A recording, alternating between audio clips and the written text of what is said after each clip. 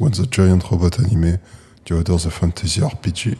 But the more you play, the more you realize they're dealing with the exact same kind of existential misery. Just think about how Elden Ring starts. You show up as the Tarnished, no voice, no name, nobody waiting for you. The world barely notices you exist. That's almost one-to-one with Shinji Ikari in Evangelion. He's not special, he's not chosen, he just happened to be there when everything falls apart, and suddenly he's responsible for things nobody should have to carry. Neither one gets to decide, the world chews them up and spits them out, because someone has to fill the role, not because they're the hero. The setting drives it home too. The lands between is beautiful, but everything's crumbling. All that gold, all those miracles, it's just rot hiding under the surface. In Evangelion, you're not in some shining city. You're wandering through ruins, surrounded by reminders that everything important already ended. You don't save the world, you just sort through what's left, trying to make sense of the pieces. And then, the bosses. Rykard offers himself to a snake, Godric grafts limbs onto himself, all these figures trying desperately to matter. It's almost sad.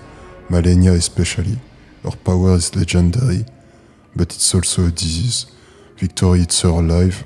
There's a reason she reminds you of Asuka. Both are defined by their strength and pride, but inside, they're barely holding it together. Winning doesn't heal them, it just gives them something new to fight against. The gods and higher powers are not comfort either. In Elden Ring, Marika, the Greater Will, they're distant, silent. You get nothing but vague hints and cryptic orders. It's all bureaucracy and riddles that silly in Evangelion. They're supposedly in charge. When you denounce words, all you get is more confusion. Marika is basically Gendo Ikari, a master manipulator who shatters everything out of grief, determined to remake the world no matter who suffers along the way. And for guidance, you get Melina. She's there for you, but you can tell she's struggling herself. She wants to help, but she's not some perfect mentor. That's Misato true and true, holding everything together for everyone else, but falling apart quietly. You realize early on, neither of them is getting rescued.